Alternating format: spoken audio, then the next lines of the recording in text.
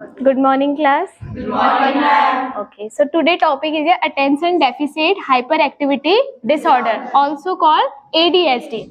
ठीक है, child psychiatry का डिसऑर्डर है मेनली ADHD. तो ADHD सबसे पहले हम इंट्रोडक्शन पढ़ेंगे. मेनली जो ADHD है ये DSM-5 के अकॉर्डिंग इसको हमारा DSM-5 वाला क्लासिफिकेशन के अंदर आता है. ठीक है, ADHD. तो इंट्रोडक्शन में देखो, persistent pattern of inattention and hyperactivity more frequent and severe than is a typical of a children at the similar level of development. ठीक है, मेनली इसमें क्या होता है, जो भी मतलब बच्चों में ज्यादा होता है ये. ठीक है, यानी चाइल्डहुड डिसऑर्डर है तो चाइल्ड्स में ज्यादा होगा. persistent pattern of inattention and hyperactivity, मतलब कि जो बच्चा है, कोई भी पर्सन है, उसमें क्या होगा, बहुत ज्यादा हाइपर एक्टिविटी होगी. सेकंड वन क्या होगा, इनअटेंशन. इनअटेंशन मतलब किसी भी चीज में प्रॉपर तरीके, लैक ऑफ अटेंशन. ठीक है, प्रॉपर तरीके से वो अटेंशन नहीं कर पाएगा. देन सेकंड वन आता है कैरेक्टरिस्टिक्स. ठीक है, कैरेक्टरिस्टिक्स में क्या होगा, फर्स्ट वन इसका न्यूरोबायोलॉजिकल डिसफंक्शन. न्यूरोबायोलॉजिकल डिसफंक्शन मतलब ब्रेन से. ठीक है, यानी न्यूरोलॉजिकल डिसऑर्डर होंगे यहाँ पे पर्सन के अंदर. ठीक है, यानी उसका जो नर्वस सिस्टम है वो क्या होगा, यहाँ पे अफेक्ट होगा. Second one impulsiveness and hyper activity. Impulsiveness मतलब क्या होता है, वायलेंट बिहेवियर, एग्रेसिव. ठीक है, सेकंड वन क्या होगा, हाइपर एक्टिविटी. नेम से ही पता चल रहा है, attention deficit hyper activity. Attention क्या होगा, यहाँ पे बहुत ज्यादा कम होगा, डेफिशिएट होगा, और हाइपर एक्टिविटी होगी, पर्सन का यहाँ पे बहुत ज्यादा एक्टिविटी होगी. तो सेकंड वन यहाँ पे हाइपर एक्टिविटी मतलब बहुत ज्यादा एक्साइटमेंट होगा, यहाँ पे हर चीज को पहले ही कर लेगा, वो बहुत ज्यादा मतलब एक्टिव रहेगा. Second one progress to conduct disorder. धीरे धीरे ये डिसऑर्डर किसमें कन्वर्ट हो सकता है, कंडक्ट डिसऑर्डर. कंडक्ट डिसऑर्डर में क्या होता है, मेनली एंटी सोशल बिहेवियर होगा पर्सन का, यानी जो सोसाइटी के नॉर्म्स वगैरह हैं उनको वो पर्सन क्या नहीं करता है, यहाँ पे फॉलो नहीं करता है. सेकेंड वन आता है एपिडेमियोलॉजी. एपिडेमियोलॉजी में 1.7% इन प्राइमरी स्कूल चिल्ड्रन. ठीक है, जो प्राइमरी स्कूल चिल्ड्रन होते हैं उनमें कितना परसेंट होता है, 1.7%, and 4 time more common in boys than the girls. ये मेनली किसको अफेक्ट कर रहा है, बॉयज को. देन टाइप्स में आता है first one predominantly hyper active impulsive type. ठीक है, जो फर्स्ट टाइप होगा इसमें हाइपर एक्टिविटी होगी और उसी के साथ साथ इम्पल्सिव बिहेवियर होगा, इनअटेंशन नहीं होगा. ओनली क्या होगा इसमें, hyper activity and impulsive behaviour. Second type है इसका प्रीडोमिनेंटली इनअटेंटिव टाइप, मतलब अब यहाँ पे पर्सन का लैक ऑफ अटेंशन होगा. ठीक है, यानी वो इनअटेंटिव रहेगा. थर्ड टाइप क्या है, कंबाइंड यानी मिक्स्ड, दोनों होगा. यहाँ पे हाइपर एक्टिविटी के साथ साथ पर्सन को क्या होगा, इनअटेंटिवनेस, यानी उसका प्रॉपर अटेंशन नहीं होगा. देन एटियोलॉजिकल फैक्टर्स पढ़ेंगे हम. फर्स्ट वन आता है बायोलॉजिकल इन्फ्लुएंस. बायोलॉजिकल इन्फ्लुएंस में फर्स्ट थ्योरी है हमारी जेनेटिक फैक्टर. जेनेटिक फैक्टर यानी मोनोजाइगोटिक जो ट्विंस है उनको ये ज्यादा अफेक्ट करता है in comparison to dizygotic twins. ठीक है, सेकंड वन आता है हमारा सिबलिंग्स. ठीक है, एंड जनरल पॉपुलेशन. सिबलिंग्स मतलब अगर किसी के भाई बहन में, ठीक है, तो सिबलिंग्स को भी होने के चांसेस हैं कि क्या हो सकता है, ADHD. Second one general population में भी ये डिसऑर्डर हो सकता है. देन उसके बाद biochemical theory. Biochemical theory related to brain neurotransmitter. तो मेनली जो हमारा कौन सा न्यूरोट्रांसमीटर है, डोपामाइन एंड नॉन एपिनेफ्रिन. अगर इनका लेवल क्या हो जाता है, डिक्रीज हो जाता है, डोपामिन का लेवल अगर बॉडी में कम हो जाता है तो उसकी वजह से, और नॉन एपिनेफ्रिन का लेवल कम होता है तो उसकी वजह से भी ADHD डिसऑर्डर हो सकता है.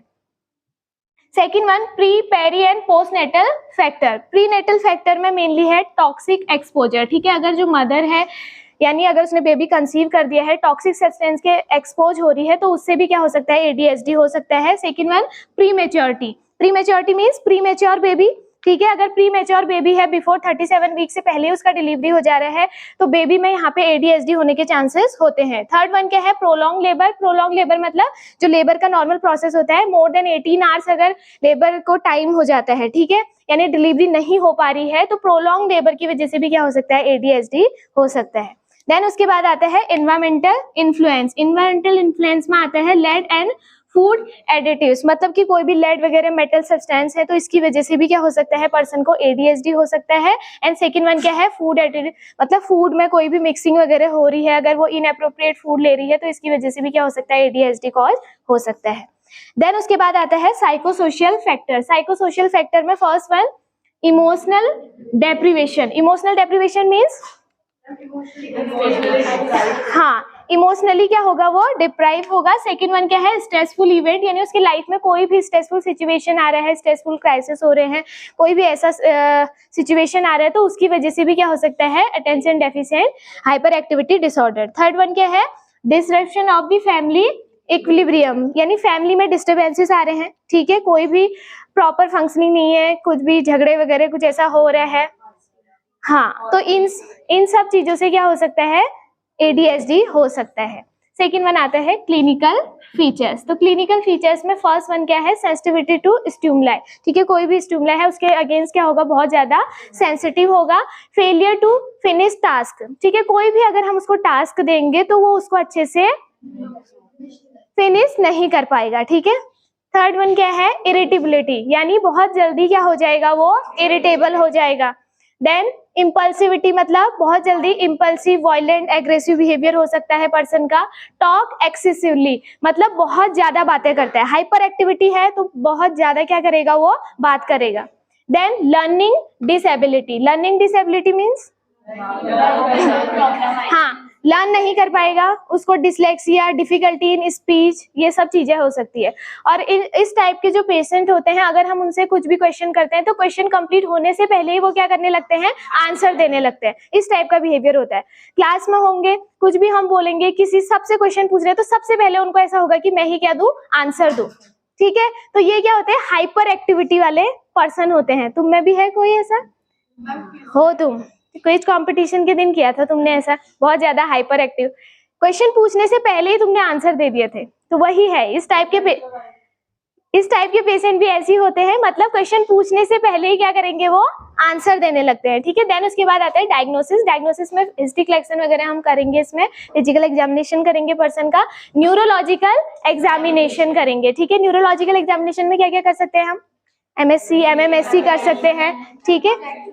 रिफ्लेक्सेस वगैरह चेक कर सकते हैं उसका, ठीक है। अटेंशन कंसंट्रेशन वगैरह चेक कर सकते हैं। देन साइकेट्रिक इवैल्यूएशन करेंगे हम, साइकेट्रिक डिसऑर्डर कोई प्रॉब्लम तो नहीं है। Then prenatal and early developmental history, क्योंकि प्रीनेटल फैक्टर पोस्ट ये चीजें क्या कर रही है, कहीं ना कहीं ADHD कॉज कर रही है, तो पहले ही हमने क्या करना है, जो प्रीनेटल अर्ली डिटेक्शन करना है कि मदर क्या ना ले, कोई भी टॉक्सिक सब्सटेंस ना ले, ठीक है।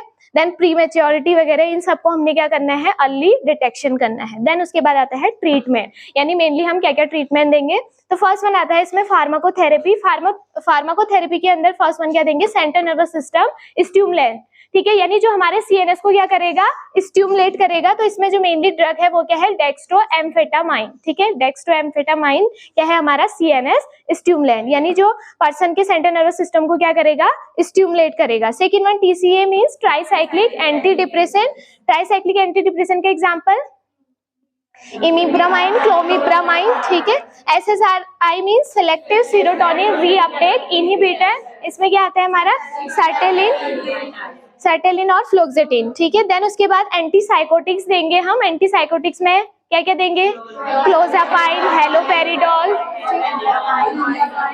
Okay good. नेक्स्ट वन आता है क्लोनिडीन, ठीक है। क्लोनिडीन अल्फा एड्रेनर्जिक ब्लॉकर है, ठीक है, मेनली ये देंगे तो हम इसमें जो भी उसकी हाइपर एक्टिविटी है वो क्या हो जाएगी, पर्सन की डिक्रीज हो जाएगी, ठीक है। तो फार्माकोथेरेपी समझ में आई। देन उसके बाद आता है साइकोलॉजिकल थेरेपी। साइकोलॉजिकल थेरेपी मतलब साइकेट्रिक थेरेपीज देंगे हम पर्सन को। यहाँ पे कॉग्निटिव बिहेवियर थेरेपी दे सकते हैं, बिहेवियर थेरेपी दे सकते हैं, कॉग्निटिव बिहेवियर थेरेपी और फैमिली थेरेपी, ग्रुप थेरेपी, ये सारी हम थेरेपी उसको दे सकते हैं। इसी के साथ सोशल स्किल ट्रेनिंग दे सकते हैं हम पर्सन को, ठीक है। देन उसके बाद आता है हमारा नर्सिंग रिस्पॉन्सिबिलिटी। तो नर्सिंग रिस्पॉन्सिबिलिटी में फर्स्ट वन है डेवलप द ट्रस्टिंग रिलेशनशिप, ठीक है। हमने जो पर्सन है, बच्चा है, उसके साथ एक ट्रस्टिंग रिलेशनशिप क्या करना है, डेवलप करना है। Second one safe environment to the patient, ठीक है। उसके आसपास बहुत ज्यादा हाइपर एक्टिव है, इंजरी हो सकती है, कुछ भी ऐसी एक्टिविटी करेगा तो उसका जो आसपास का एनवायरमेंट होगा वो क्या होना चाहिए, एकदम सेफ होना चाहिए। देन पेरेंटल टेक्निक गाइडेंस, ठीक है, जो भी उसके पेरेंट्स वगैरह हैं, मतलब कि गाइडेंस, मोटिवेशन, सपोर्ट, क्या बोलते हैं, सपोर्ट होना चाहिए, ठीक है। पेरेंटल टेक्निक गाइडेंस भी वहाँ पे इंपॉर्टेंट है। तो सबको समझ में आया ADHD? Okay, thank you.